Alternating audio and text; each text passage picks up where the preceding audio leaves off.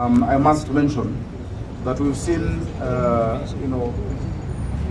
lot of challenges with people simply following the law and abiding by what the law provides. I want to stress that we will not allow for impunity in Nairobi. We can't allow for impunity.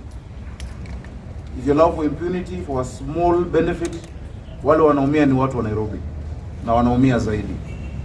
Leo nimekuwa na situation kule Westlands, Jendo Madhenge, muona imekuwa flooded, na ni kwa sababu kuna mtu anajenga nyumba na tulimwambia hapo April kwa sababu wameziba njia ya maji.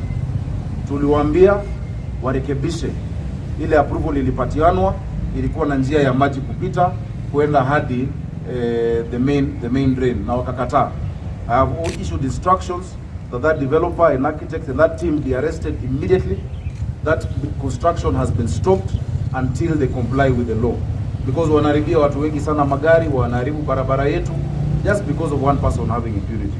I've also asked the county secretary to give me a report before end of day on the officers in the county who, despite knowing that should have stopped, let it go on, because we can't allow that impunity from in here, beginning from in here.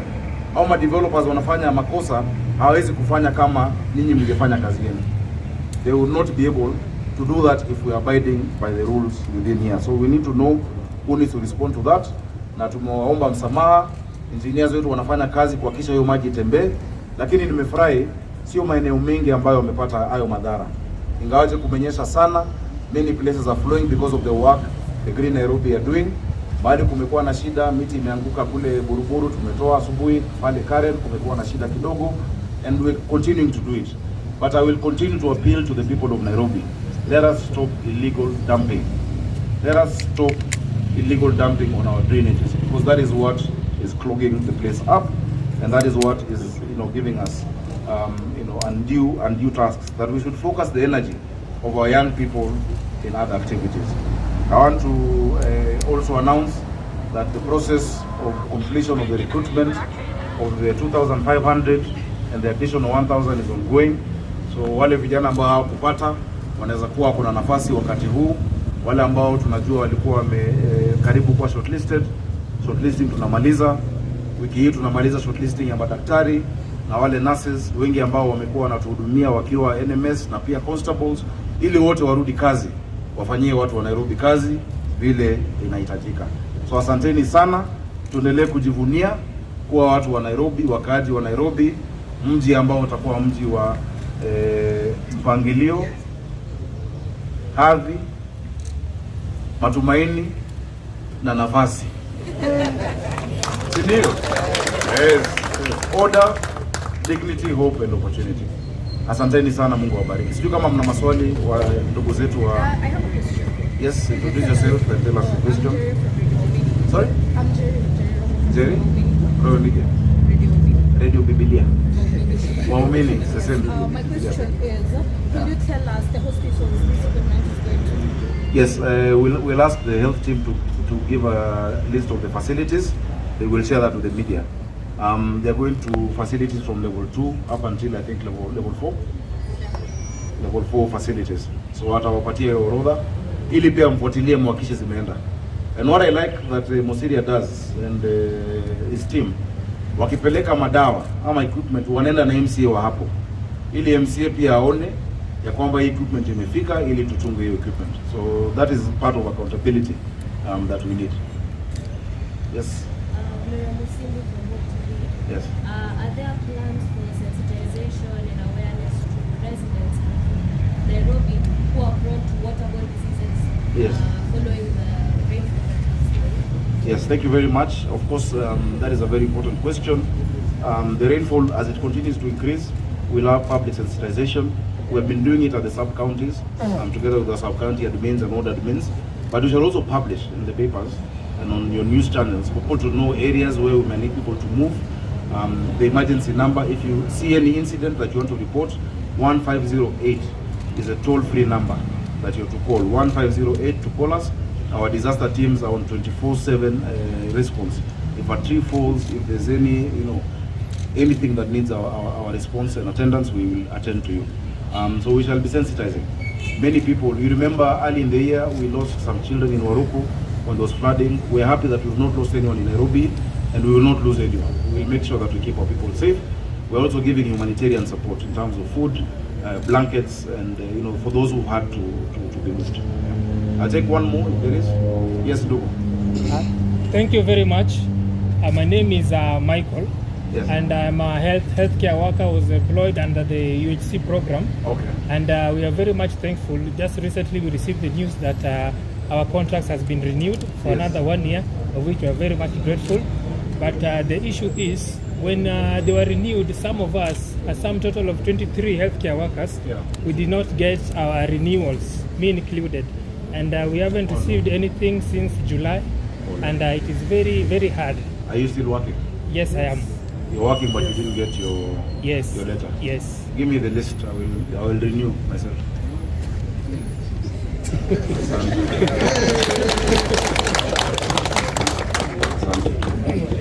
So these are 18, 23. They're 23. You know, we value your services. Yes. You people do a lot. In fact, in addition to renewing, we want to see how to absorb. Of course, that relates to our costs and our budgets, because there were 143, isn't it? Yes. 143 in total. So all of the 143 need to get back to work. Mko kazi sasa hizi. Tuko kazi. Tunaposema. Yes. So Susan, make sure they're back. Charles, make sure they're paid. From July. From July, you will not be looking like that. You will not be smiling. Thank you for your resilience, and sorry about that. I think there must have been an oversight. Thank you very much. Murudi job. Sawa. Thank you. Asante. Nani mwingine ana mambo? And the last one, get it in Jordan consistency. And it's in regards to the floods. We know there are some of these slum areas that have been affected. Yes. Like 10 slums. Sides of Mbakasi South. I don't know if there are specific measures we are taking. And we also understand there are some of the roads that are getting flooded. Most of them you are able to deal with them. Yes. But a few like Westlands, I was in Westlands yesterday, the situation was not production. Yeah. I don't know what you're doing because the rains are here with us until January. Karibu. And maybe if you have statistics of how you have been affected, maybe the number of households and even structures that have been destroyed. Thank you very much, Gatete.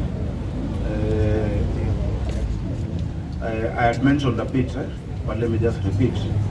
Number one, we're very happy and grateful that the work of the Green Army has borne fruit. We don't have the level of flooding that we normally have. And in fact, the areas where we are seeing issues, for instance, General Madenge, is because of impunity. There is a developer who had been told to mitigate part of his plans in April. I was personally there with my team. He has blocked the waterway that leads to the drainage that goes all the way to Peponi Road. And he was not able to do it. He continued building despite a stop instruction. We have, our teams have been there this morning. We're implementing what needs to be implemented to lead the drainage to the tunnel and to where it's supposed to be. But we ordered the arrest of that developer for going against the regulations. And I've spoken to the regional commander, Mr. Bungei. He is effecting that. In Kasarani, we also had an issue where our flashing unit now is, the Green Army was there yesterday. They have not been able to unclog it because of the flashing unit.